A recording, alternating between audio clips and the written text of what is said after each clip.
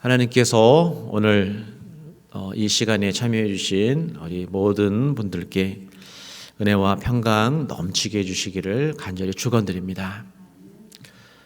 오늘 예수님은 비로소 내가 영광 얻을 때가 왔다라고 말씀하십니다. 예수님께서 사역 초기에 갈릴리 가나 혼인잔치에서 예수님이 이렇게 말씀을 하셨죠. 내 때가 아직 이르지 아니하였다. 그리고 예수님께서 사람들에게 잡히지 않는 이유도 요한복음에는 그렇게 기록했죠. 아직 때가 이르지 아니하였다. 그런데 지금껏 기다렸던 그 때, 하나님의 때, 영광 얻을 때가 왔다라고 이제 예수님께서 말씀하십니다.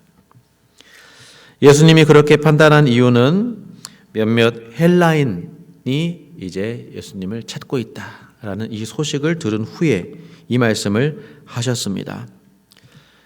6월절 명절에 예배하러 온 이방 사람들이 있었습니다. 헬라인 몇이 있었는데 아마 이 사람들은 성경을 잘 알고 이스라엘의 하나님을 경외하는 그런 이방인들로 보입니다.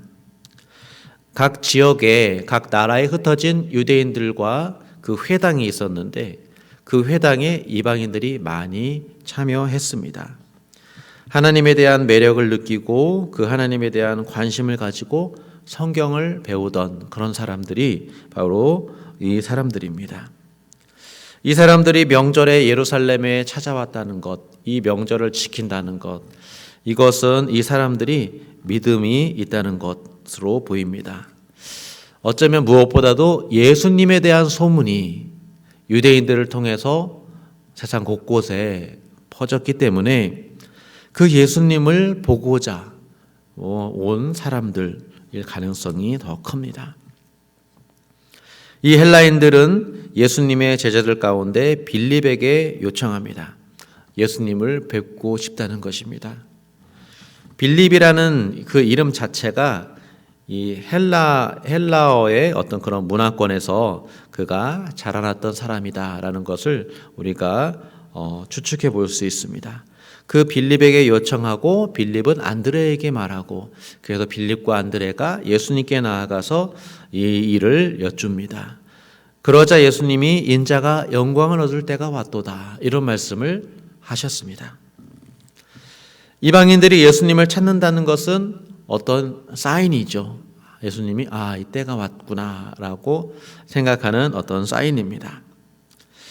그것은 하나님께서 마지막 날에 이방 사람들에게까지도 화평을 전할 것이다 라는 그런 예언의 말씀이 있기 때문입니다.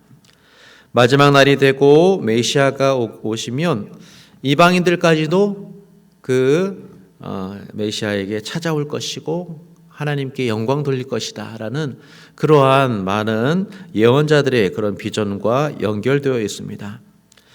예수님은 그런 하나의 작은 모습을 보시고 지금 그때가 왔다 라고 말씀하십니다.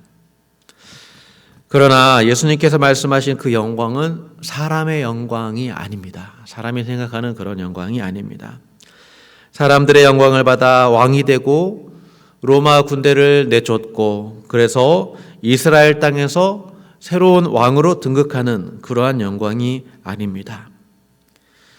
유대인들뿐만 아니라 이방인들까지도 예수님을 이런 모습으로 이런 왕이 되기를 원하는 그런 마음으로 이렇게 모여 있는 가운데 예수님은 세상의 영광이 아닌 하나님의 영광을 위하여 어린 나귀를 타시는 겸손한 왕의 길, 십자가의 길을 그 길을 걸어가십니다. 예수님은 이제 때가 되었으니 비로소 자신의 죽음을 이렇게 말씀하십니다. 한 알의 밀이 땅에 떨어져 죽지 아니하면 한 알 그대로 있고 죽으면 많은 열매를 맺느니라. 이 보편적인 창조 원리의 말씀이죠. 한 알의 밀이 한 알의 씨가 땅에 떨어져 죽어야 그게 다시 생명을 얻고 그것이 많은 열매를 맺게 됩니다. 열매를 맺기 위해서는 그 씨가 죽어야 한다는 것 이방인들도 알고 있습니다. 영원한 생명도 마찬가지로 이와 같은 창조 원리를 따릅니다. 영원한 생명을 위하여 지금 이 육신은 죽어야 합니다. 죽음 이후에 새 창조의 역사가 일어나기 때문입니다. 그런 의미에서 우리가 살아가는 이 지금 육신, 이것은 씨앗과 같습니다. 지금을 살아가는 나 자신, 이 육체는 새 창조를 위한 씨앗과 같습니다. 그런데 중요한 것은 살아있는 씨앗이어야 됩니다. 빛이신 주님을 믿는 그 믿음을 가진 씨앗이어야 합니다. 어둠에 속하여 생명 없는 씨앗은 사실은 열매를 맺을 수가 없습니다.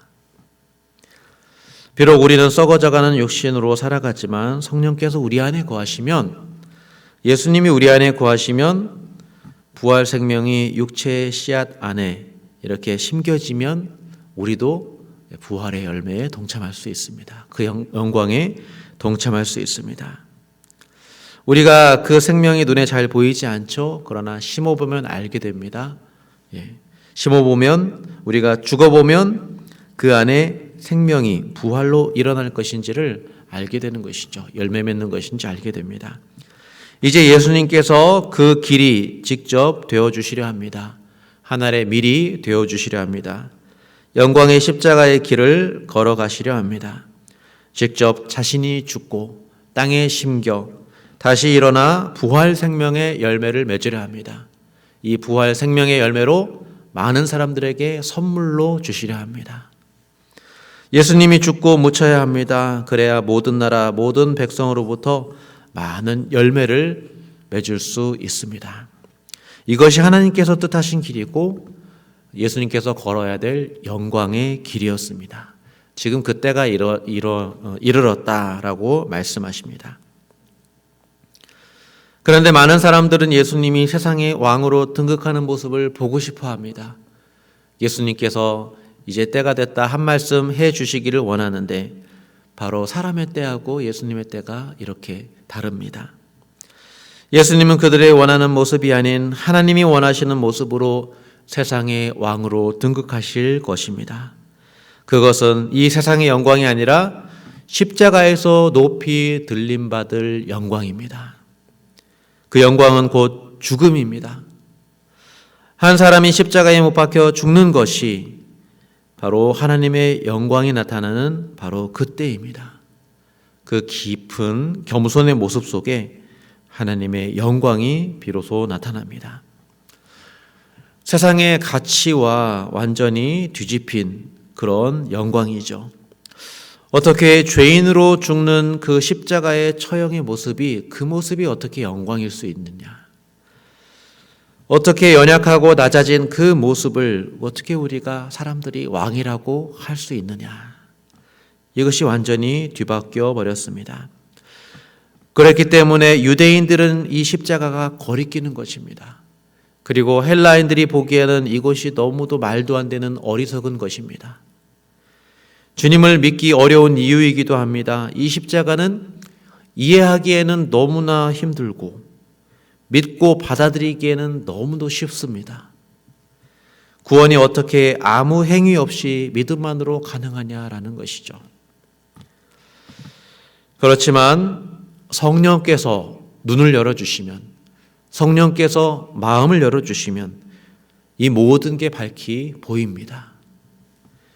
예수님은 곧 하나님의 아들이시오 아버지께서 보내신 분, 하나님 아버지의 일을 하시는 메시아이심을 밝히 보게 됩니다. 그래서 하나님의 영광은 이 아버지의 일을 하는 것이고 이것이 곧 세상을 위한 어린 양으로서 제물되는 것, 그리고 하나님의 아들로서 아버지가 사랑하는 세상을 위해서 자기의 생명을 내어주는 것, 죄인을 위해서 용서와 사랑, 생명의 피를 흘려주는 것, 바로 이것이 성령의 사람은 이것이 영광이다라는 것을 볼 수 있게 됩니다.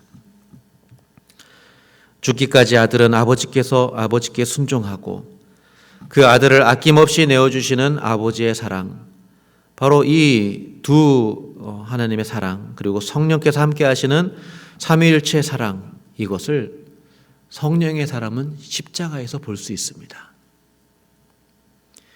이렇게 죽음을 통해서 새 생명이 옵니다.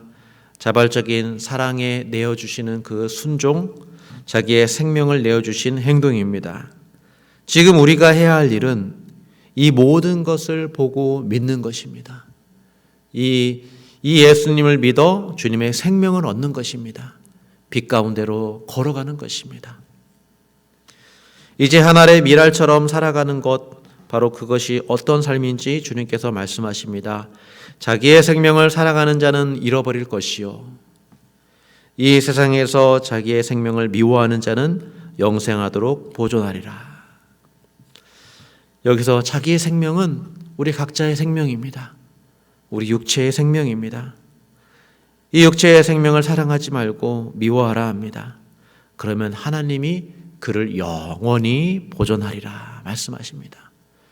우리는 이 육체의 생명을 보존하기 위해서 그렇게 힘을 쓰지만, 그러나 그러지 말고 하나님을 사랑하고 하나님을 따르면 하나님이 그를 영원히 보존하리라 말씀하십니다. 약속하십니다. 자기 육체를 학대하라는 뜻이 아닙니다. 영생을 사모하라는 말이고 예수님을 믿고 의지하라는 바로 그 의미입니다. 26절에 사람이 나를 섬기려면 나를 따르라 말씀하십니다. 그러면서 한 알의 밀이 떨어져 많은 열매를 맺는 그 주님, 그 예수님을 따르는 자에게 이런 약속을 해 주십니다. 나 있는 곳에 나를 섬기는 자도 거기 있으리니 사람이 나를 섬기면 내 아버지께서 그를 귀히 여기시리라. 주님을 섬길 때 주님과 함께 있는 은혜가 주어집니다. 그리고 아버지께서 그를 귀하게 여겨주실 것입니다. 하나님 아버지는 아들을 사랑하시고 아들을 섬기며 따르는 그 모든 사람들도 동일하게 사랑하시고 귀하게 여겨주십니다. 사랑하는 성도 여러분, 우리의 육신의 생명을 한번 생각해 봤으면 좋겠습니다. 이 육신의 생명, 우리가 사랑해야 될 대상이 아닙니다. 미워하라는 주님의 그 말씀, 우리의 생명을 미워하라는 그 주님의 말씀, 그것은 우리가 그 정도로 주님을 더 사랑하라는 것이고 주님을 더 믿으라는 것입니다. 그리고 주님의 뜻대로 형제와 이웃을 사랑하라는 바로 그 말입니다. 그러면은 우리의 육신은 우리가 사랑해야 될 대상이 아니라 사랑의 도구로 쓰임 받아야 됩니다. 그래서 우리의 육신은 잘 관리해야 되고 잘 훈련시켜야 됩니다. 하나님의 영광이 되기 위해서, 사랑의 도구가 되기 위해서 우리는 육신의 요구대로 살 게 아니라 이 육신을 훈련시키고 또 경건의 연습을 해서 또 하나님의 귀한 예배자로 될 수 있도록 우리의 몸을 훈련시켜야 합니다. 그래서 우리의 몸에 좋은 습관을 들여야 됩니다. 그래서 주님의 닮은 모양으로 우리의 몸을 만들어 가야 됩니다. 사랑하라는 말이 아니라 그 귀한 도구로 쓰임 받을 수 있도록 그렇게 살아야 한다는 것이죠. 그러면은 우리의 연약한 육체라도 주님께서 영광 받으실 수 있습니다. 우리가 질병을 가진 육체라도 하나님은 우리 안에 영광을 드러내실 수 있습니다. 오늘도 한 알의 밀알이 되신 주님을 한번 묵상하시면서 그 안에 우리를 사랑하시기 위해서 자기의 생명을 내어주신 그 아들의 사랑, 그 아버지의 사랑을 한번 깊이 묵상하시고 또 우리의 부르심을 한번 생각하는 오늘 하루가 되기를 원합니다. 아버지는 그렇게 예수님을 믿고 따르고 섬기는 그런 사람들을 영원히 보호하시고 귀히 여기신다 약속해 주십니다. 이 약속을 믿고 주님을 따르고 주님을 위해 살아가는 저와 여러분이 될 수 있기를 우리 주님의 이름으로 간절히 축원드립니다. 기도하겠습니다. 하나님 아버지, 우리를 위해 한 알의 밀알로 땅에 떨어지신 것처럼 우리도 나의 생명을 온전히 주님께 드리며 섬기며 살아가게 하여 주시옵소서. 그래서 값진 열매를 맺는 삶이 되게 하여 주시고 하나님이 귀히 여기시는 그런 복된 인생을 살게 하여 주시옵소서. 예수님의 이름으로 기도합니다.